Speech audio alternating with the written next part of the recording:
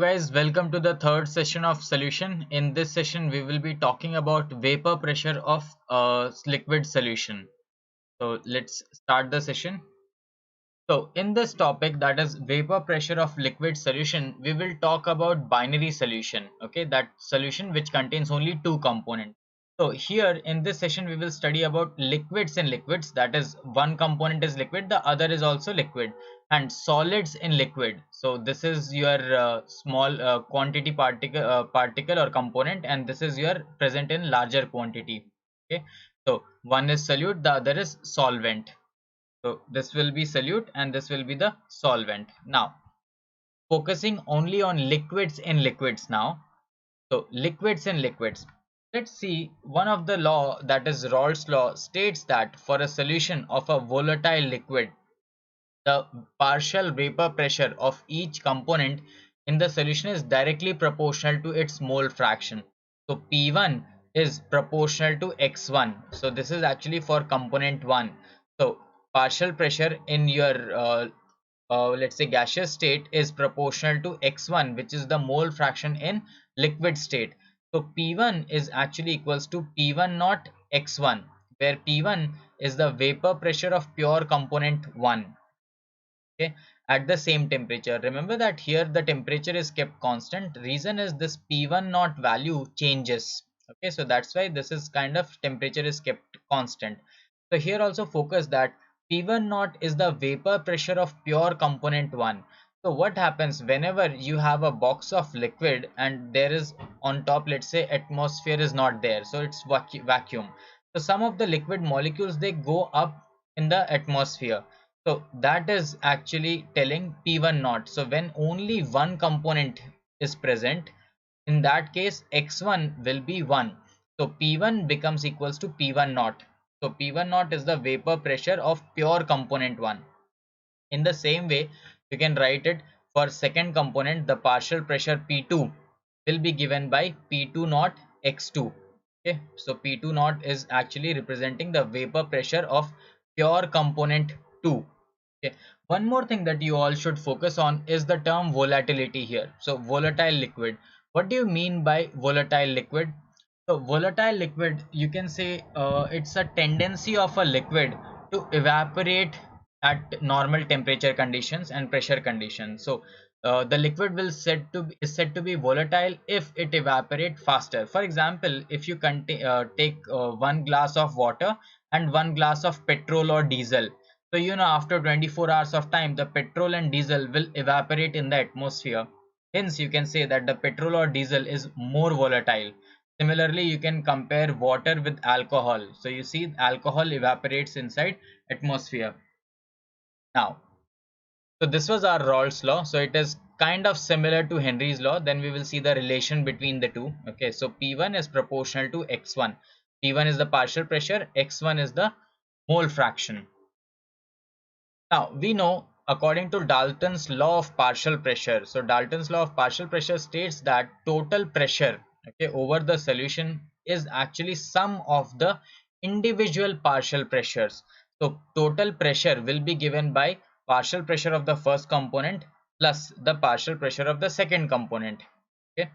So we know from the previous case, that previous slide, that P1 is actually equals to P1 naught X1 and P2 is equals to P2 naught X2. So substituting these values, we get P1 naught X1 plus P2 naught X2. And also we know from our first session of solutions chapter that sum of the mole fraction is equals to 1.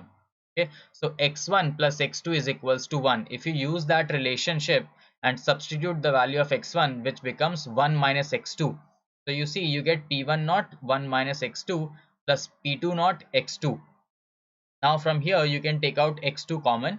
So you see P total, that is the total pressure over the liquid solution or the mixture of the liquid, will be given by P1 naught plus P2 naught minus P1 naught X2.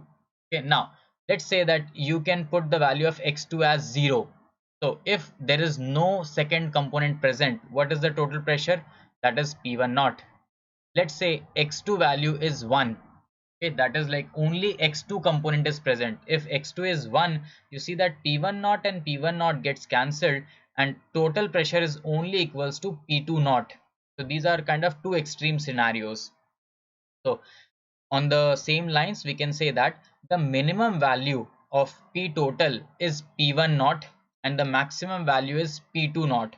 Now here we are assuming something. The assumption is this one, that P1 naught is less than P2 naught. Okay, that means the component 1 is less volatile than component 2. So if a component is more volatile, that means the partial pressure will be created much more higher. Okay. So please note down this equation. So this is actually a straight line equation. You can see this is your y-axis. Y is equals to some m. Okay, let's say m is this one, the slope, x plus c. Okay, so this is your c constant. Now if you try to draw graph of this, that is y is equals to m x, this x2 is x plus c. So you will get this type of graph. Okay, so here you see this is your c part, that is your y-intercept. This is your straight line. So if you want to calculate the slope, you will get the same, that is your P2 naught minus P1 naught. Okay, you can calculate it also. So in this graph, y-axis is your vapor pressure. Also notice that we have drawn P1 and P2. Okay, like that is the individual pressures. So let's say that x1 is equals to 1 here and x1 is equals to 0 here. So you see, as you go from left to right, the mole fraction of first component decreases. The same way, mole fraction of the second component increases from 0 to 1. Now you see that this is P1 naught. That means the vapor pressure is only because of first component, because the mole fraction is 1, right? So if you see that first component mole fraction is 1, that means it is of the pure component, and component 2 is not at all present because mole fraction is 0. In the same way, if you see extreme right of the graph here, just note that the partial pressure, or let's say the vapor pressure, is only P2 naught. Okay, so P2 naught is the partial pressure, or let's say total pressure, when there is only pure component second, that is x2 is equals to 1 and there is no other component, so x1 is 0.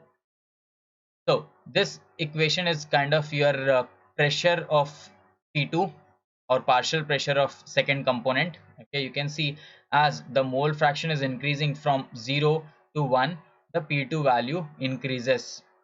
Same way, we see that this here is the partial pressure of the first component. So as the mole fraction is decreasing, it goes to the value 0. And this here is your total pressure, that is P1 pressure plus P2 pressure, partial pressure due to first component and partial pressure due to the second component. So if you take any value, let's say we take this value here, sorry, so this will be P1, this value is P1, this height, plus this P2. If you add the two, you get this height, that is P total. Okay, so this is, again, we are discussing only about liquids and liquids solution. Now vapor pressure again. Okay, so basically the composition of the vapor phase in equilibrium. Okay, because it's always about equilibrium, it stays in equilibrium with the solution. Now that is determined by the partial pressure of the component, right? So if let's say y1 and y2 are mole fraction of component 1 and 2 in the vapor phase, important here is y1 and y2 are in vapor phase, they are not in liquid phase. In liquid phase we have x1 and x2. So here y1 and y2 are mole fractions, but in vapor phase.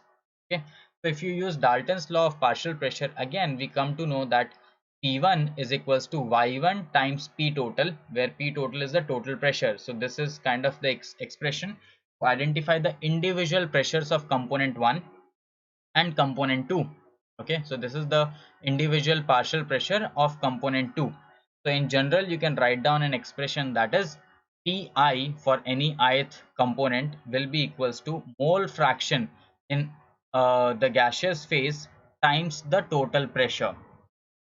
Okay, now we see that we discussed about Henry's law in one of the previous session. So now we see that Rawls' law is actually a special case of Henry's law. Okay, so if you remember in this session I said that Pi is equals to xi pi naught. Okay, this is for ith component, because Raoult's law states that the vapor pressure of the volatile component in a given solution is given by this expression, where pi naught is a constant.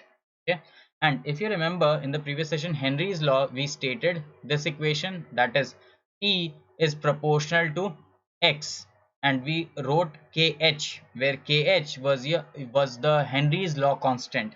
So if you see in both the equation, you can see that kh is kind of equals to pi naught, right? So only the proportionality constant kh differs from p1 naught.